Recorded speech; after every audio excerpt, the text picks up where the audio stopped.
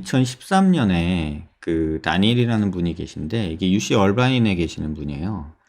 그러니까 UC 얼바인이 어디냐면 미국 서부 쪽에 있는 대학인데, 그쪽에 계신 그 성형외과 선생님인데, 그 밑에 계신 이 뭐라고 읽어야 되는지 모르겠는데 어느 나라 이름인지 모르겠어요. 바리스 키르고 뭐 그리스나 아니면은 뭐 여기 어디쯤 될 것 같은 느낌인데, 이거 어떻게 읽어야 되는지 모르겠는데, 아무튼 그분이 이제 쓰신 논문인데, 이게 되게 이 구조적으로 잘 분석을 해 놓으셨어요. 사람 코에 대해서 이렇게 미간 쪽과 이런 오비탈 림, 안화 쪽에서 넘어가는 그런 부위들을 우리가 말하는 그 폴리곤이라고 해서 이렇게 각진, 사각형, 삼각형으로 이렇게 표현을 해본 거예요. 그래서 도잘본 이쪽에 도잘 라인, 그 다음에 내잘 에스테틱 라인, 사이드월이라고 보통 저희가 얘기를 하고요. 이거는 뼈가 만들어내는 라인, 이거는 어퍼라테랄 카틀리지가 만드는 라인, 이거는 라테랄 크루랄, 그러니까 코끝 연골의 바깥쪽 크루랄 연골이라고 하는데 그쪽 라인, 그 다음에 인터도말 트라이앵글이라고 여기 또 삼각형이 있고, 그 다음에 돔 트라이앵글이라는 게 있고, 그 다음에 인프라로블락 폴리곤이라고 해서 이런 식으로 구조적으로 분석을 한 거예요. 그래서 이런 식으로 분석을 해서 실제 환자 코를 실제 안에 있는 뼈 구조와 연골 구조를 대입해서 분석을 해서 이런 식으로 수술할 때 이미지너리하게 만들어서 이상적인 모양으로 만들자, 뭐 이런 식으로 이제 하셨던 논문이 2013년도에 이제 에스테틱 서저리라는 저널에 발표가 됐어요. 근데 2016년에 이제 클리니컬 플라스틱 서저리라는 논문, 그 저널에 이렇게 논문이 나왔는데, 같은 분이에요.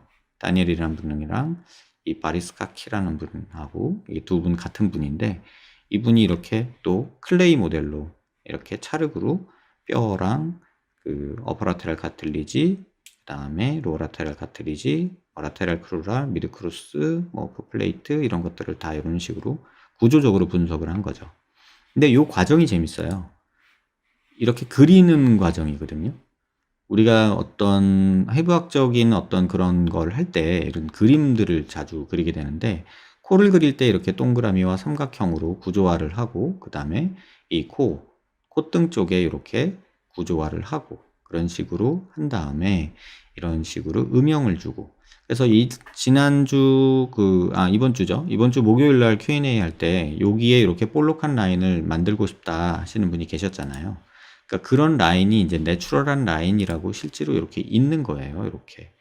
그래서 꺼졌다, 볼록했다, 꺼졌다, 볼록했다, 꺼지고, 이렇게 해서 이런 폴리곤 형태의 모양을 만들고, 그다음에 외측 모양에서도 이렇게 간단한 코 동그라미와 삼각형에서 이런 식으로 코 모양을 구조화하는 거죠. 그래서 코가 약간 볼록했다, 떨어졌다, 올라갔다, 이런 식의 어떤 이상적인 정상적인 코 라인을 이런 식으로 이미지너리하게 만들었고, 또 밑에서 보는 베이잘 뷰라고 하는데요, 이거 역시도 이런 식으로 그려서 만드셨고, 또 위에서 보는 그런 모습에서도 이런 모양이 이상적이다 라는 어떤 그림을 그리셨죠.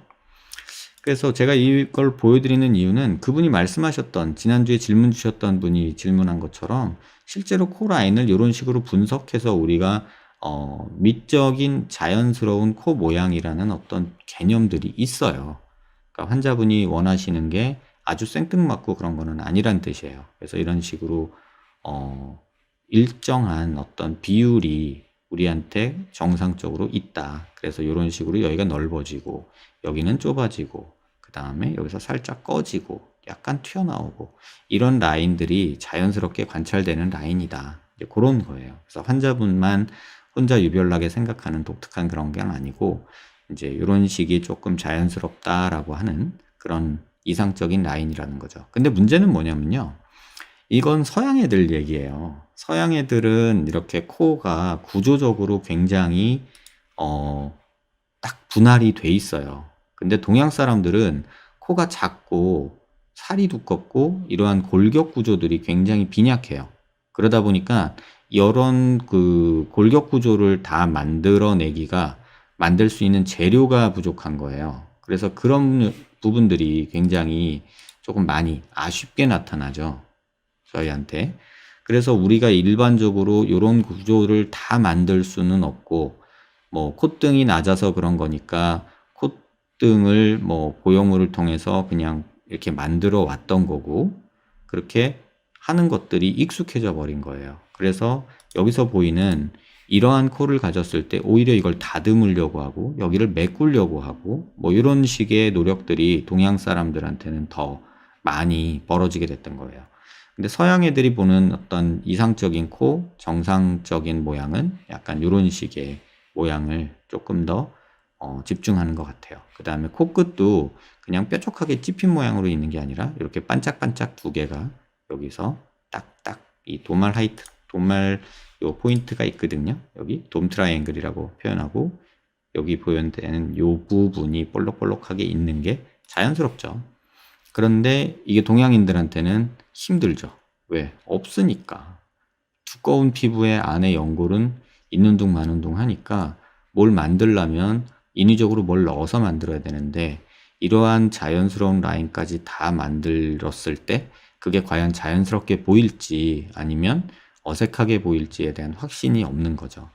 그래서 실제로 코뼈랑 이렇게 연골이 만나는 이런 부위도 폭이 좀 다르거든요, 사실. 실제 열어봐도. 그런데 이거를 만들려고 이렇게 만들면 그 모습을 환자들이 과연 받아들일까라는 거에서 아직은 조금은 물음표가 있어서 제가 조금 기이할 수도 있어요 라고 말할 수도 있어요. 그 다음에 코끝은 지금 이게 꼭 코수술도 역사가 있는데 제가 왜 이렇게 말씀드리냐면 예전에 80년대, 90년대에는 콧등만 만드는 거에 집중을 했어요. 그래서 실리콘 띡 넣고 뭐 코끝 조금 올리고 뭐 이런 식이었는데 지금 2000년도에 들어오면서 동양 성형외과 의학을 한국에서 조금 리딩하기 시작하면서 코끝을 어떻게 하면 예쁘게 만들 거냐라는 식으로 코끝에 집중하기 시작했죠. 그래서 코끝에 많이 집중하면서 코 길이를 늘리거나 높이거나 뭐 이런 거에 이제 집중해 있는 지금 시기고, 그 다음에 이제 조금 더 이제 요새 최근 한 10년, 5년 사이에 이제 주로 나오는 얘기는 리파인먼트라고 그래가지고 단순히 높고 뭐 오똑하고 이런 단순한 병이 아니라 이러한 내추럴한 라인들을 어떻게 하면 만들 것이냐에 대해서 서양인들도 그렇고 동양 사람들도 그렇고 조금 더 집중하는 모습이 보여지곤 있어요. 근데 이 콧등 자체는 지금 동양인들은 전부 다 낮아서 문제이기 때문에 이런 라인을 만드는 것이 또 이렇게 보형물을 만드는 것이 과연 환자들이 억셉트 할 수 있을까라는 거에는 조금 물음표는 있어요. 왜냐면 익숙하지 않은 형태가 될 수 있기 때문에 그래요. 그래서 이런 부분들이 아직 조금 미지의 세계로 남아있는 건 맞고요. 그 다음에 이런 모양으로 보형물을 제작할 수 있는 것도 맞아요. 근데 그렇게 했을 때, 이렇게 했을 때 환자가 일반적으로는 선생님 저 여기 꺼졌어요. 여기 튀어나왔어요. 이렇게 얘기하는 경우가 더 많거든요. 그래서 그게 조금 아직은 물음표가 있고요. 여기에서도 보다시피 워낙에 이렇게 클레이 모델에서도 이렇게 작업을 했지만 실제로 코도 이렇게 꺾이고 튀어나오고 꺾이고 요런 라인을 따라가요. 그래서 요런 라인들을 우리가 보형물을 통해서 만들어 주느냐 마느냐 그런 문제에 아직은 조금 물음표가 남아있다고 보시면 적절할 것 같아요. 그래서 뭐 이런 그 구조적인 분석을 굉장히 많이 하고 저 역시도 이런 분석들을 되게 좋아라 하는데 이게 이제 실제로 환자들이 받아들였을 때 어떻게 받아들일지에 대해서는 조금은 물음표가 있는 것 같아요.